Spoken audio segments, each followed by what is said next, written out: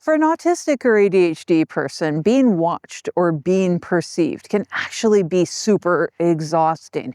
It can be more exhausting, it can be more work for us than the actual work that we're being watched doing. Now, figuring out what this is, whether or not it's fear or anxiety because we're doing something new to us, or if it's, say, the actual being perceived part, perhaps being watched doing something that we've done a million times, it can be difficult to figure out which one is which. That's the question that comes up quite a bit in our communities. So let's figure out, how do we figure out which one it is? So you're doing a task and you're being watched doing whatever that task is. That task can be a wide range of things. It could be maybe at an office. You're going to a meeting, you're giving a presentation, you're getting up on a stage maybe, and you are doing a theater production for your community theater.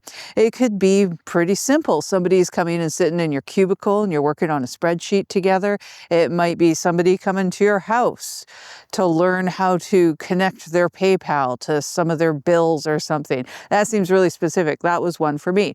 Now, I'll give you an example here. I was a dance fitness instructor. I used to get up on a stage 4 or 5 times a week to teach a whole group of people dance fitness. I had to know all these things. I had to get up there. I had to go on a microphone. I had to yell at them for an hour, telling them what to do, all that kind of thing. And I loved it. And I had no anxiety and no fear around that thing. But I did at the beginning when I was getting to be a brand new dance fitness instructor. I was anxious at the beginning. But there was some way that I figured out that I would get used to being perceived in this manner. It was a little bit different. But then one day, one of my students from those classes came up to me and asked me, could I teach them how to connect their PayPal to a bunch of things that they had going on? So I said, sure. And I had them over to my house. They came, they sat in my own dining room at the table with me, and I just walked them through the stuff. Now, being perceived doing that work was incredibly difficult for me. Now, it wasn't the PayPal thing. I knew how to do that. That's why I offered to help them. It wasn't the computer, wasn't any of that sort of thing. I'd done that sort of work. That work was stuff I could do in my sleep. But being watched doing that work was incredibly difficult for me to do. Now, if I went and did that work in front of a group of people, say all sitting around my dining room table, and I maybe had a little bit of a presentation set up and a Q&A session, I would have been fine doing that. But doing that one-on-one with one person was the part that was difficult to me. So a lot of these things, figuring them out does take time, and it might take some kind of careful analysis to figure out. So if you are starting something brand new that you don't know how to do yet, you have to figure out where is the anxiety coming from? Is it coming from the newness of that activity, having to learn it? Or is it coming from being perceived, that part of it? So that's sort of the challenge of figuring out which one it is, especially if it's something new. Now, if it's something you've done a whole bunch and you know it's not the actual task learning part, then it might be a little bit of an easier process to figure out, is it being the perceived part or is it the fear of doing something new? So that's really the thing, is it's oftentimes not the actual being looked at. Like, I've figured out in my life that being looked at in a way that I have almost prepared in advance, like coming here and doing this on a video, doing improv performances, doing acting, doing the fitness classes. Even though I wasn't acting in those, I was actually very much myself, but I could be unmasked in a very safe way. All of those activities are quite easy for me to be perceived, and that's because it's kind of a planned thing in a way. But I've figured that out for myself, and it took a while to figure that out.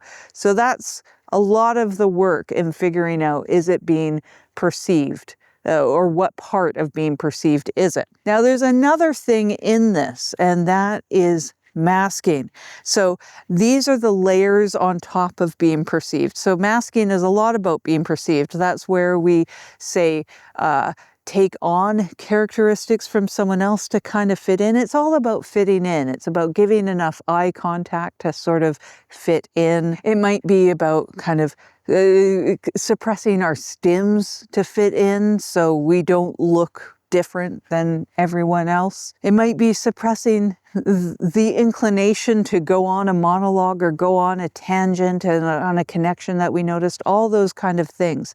Those are also pressures on our nervous systems.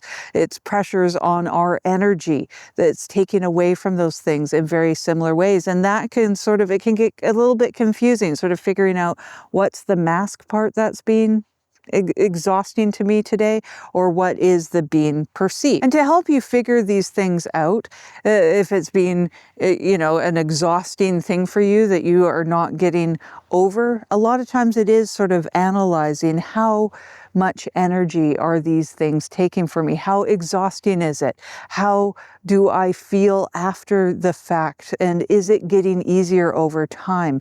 And sometimes watching for these patterns and watching for the changes in yourself can be helpful. You might even want to start documenting these a little bit. You might want to write down what you notice over time and what you notice in these different contexts and different activities. Maybe it's okay with one group of people you don't have to mask around, or maybe it's more stressful around those people because you care more. So there's a lot of different ways that people will react. You just have to figure out how it is for you. And so what if you do notice that it is an issue with being perceived? Like, these are the one-on-one situations for me when I'm being watched doing something, even if I know how to do that thing really well with one person in the room. Well, it's a legitimate adjustment that you can choose to make. This is an actual need that we have.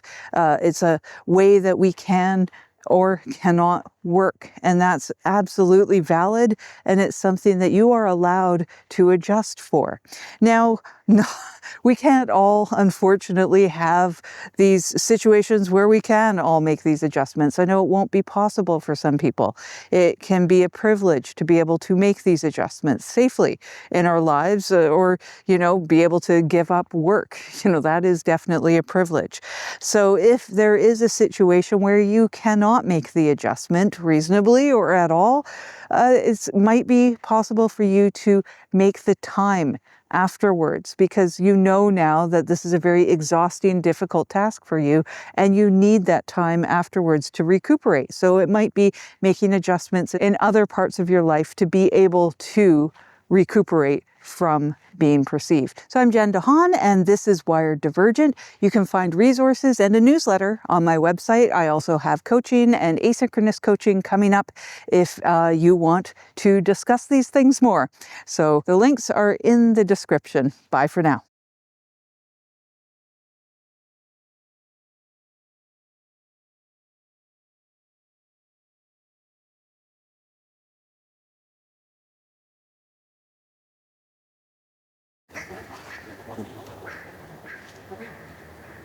Birds.